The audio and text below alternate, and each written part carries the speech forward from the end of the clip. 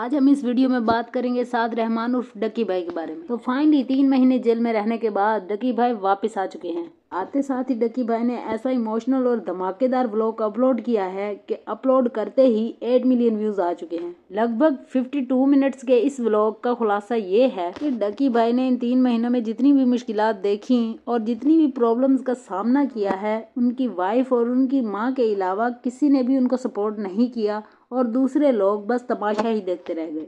कहने का मतलब ये नहीं है कि डक्की भाई बिल्कुल बेकसूर हैं, बल्कि उन्होंने बहुत सी ऐसी इलीगल ऐप्स को प्रमोट किया था जिनको प्रमोट नहीं करना चाहिए था। ना सिर्फ डक्की भाई ने बल्कि रजब बट ने भी बहुत सी ऐसी इलीगल एप्लीकेशंस को प्रमोट किया। जेल से बाहर आने के बाद डक्की भाई ने जो अपना व्लॉग अपलोड किया है उसमें उन्होंने बताया कि उन्हें फिजिकल टॉर्चर किया गया। इनके व्लॉग में जो बात सुन के मुझे दुख हुआ है कि 23 दिन का रिमांड था और उन्होंने इस व्लॉग में बताया कि मैं 23 मिनट में वो तमाम मालूमात दे चुका था जो इन्होंने 23 दिन में मुझसे ली। मतलब कि पहला दिन ही रिमांड का था, बाकी सारा टाइम वेस्ट किया गया।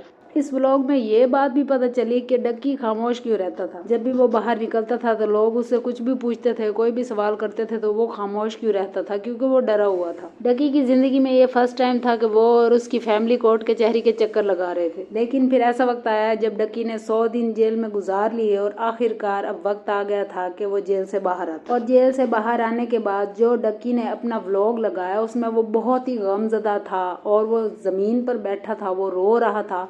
उसे देखकर हमें भी बहुत दुख हुआ क्योंकि उसे अपनी गलतियों का एहसास हो चुका था। उसने अपनी गलतियों की सजा भी भुगत ली है, लेकिन उसे इससे ज्यादा ये अफसोस था कि उस टाइम उसके मुश्किल वक्त में उसका साथ किसी ने नहीं दिया और वो उन लोगों को भी कभी नहीं भूल सकेगा जिन्होंने उसे मुश्किल वक्त में तनहा छोड़ा। साथ ही साथ वो उन लोगों को भी कभी नहीं भूलेगा जिन्होंने उसका साथ दिया, जैसे कि उसकी क्यूट प्यारी सी वाइफ। उसने उसका बहुत साथ दिया, उसे बहुत सी ऑफर्स आई कि आप बाहर मुल्क चली जाएं, कहीं भी जाकर छुप जाएं या फिर आप एक दफ़ा यहाँ से गायब हो जाएं डक्की को छोड़कर।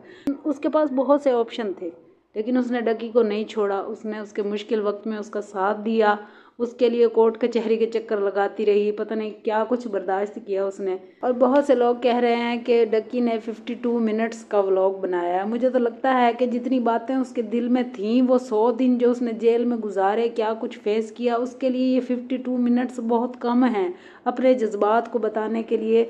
जो कुछ उसने झेला उस सब को बयान करने के लिए 52 मिनट्स बहुत ही कम थे। बहरहाल जो भी है, अब 2025 जा रहा है और 2026 आ रहा है, तो इसी तरह से जैसे जैसे वक्त बदल रहा है लोग भी बदल रहे हैं। पता नहीं किस तरह का ज़माना आ रहा है, लोगों में वफादारी मोहब्बत ये सब कुछ ख़त्म होते जा रहा है। लेकिन अब भी इस दौर में भी बहुत से ऐसे लोग हैं जिनको मोहब्बत निभानी आती है, जिनको दोस्ती निभानी आती है, जिनको वादा निभाना आता है। बहुत से ऐसे लोग हैं। जिस तरह अब मुझे डक्की की स्टोरी से और कोई सबक मिला हो या ना मिला हो, लेकिन मुझे एक सबक ज़रूर मिला है। जैसे कि उसकी वाइफ है, तो उसकी वाइफ ने उसके साथ बहुत वफादारी निभाई। मुश्किल वक्त में भी वो उसे छोड़कर जा सकती थी, उसके पास अपॉर्चुनिटी थी, लेकिन उसने उसे मुश्किल वक्त में नहीं छोड़ा। तो वीडियो अच्छी लगी हो तो लाइक करें और चैनल को ज़रूर सब्सक्राइब करें, क्योंकि हम आपके लिए इस तरह की इन्फॉर्मेटिव वीडियोज़ लाते रहेंगे।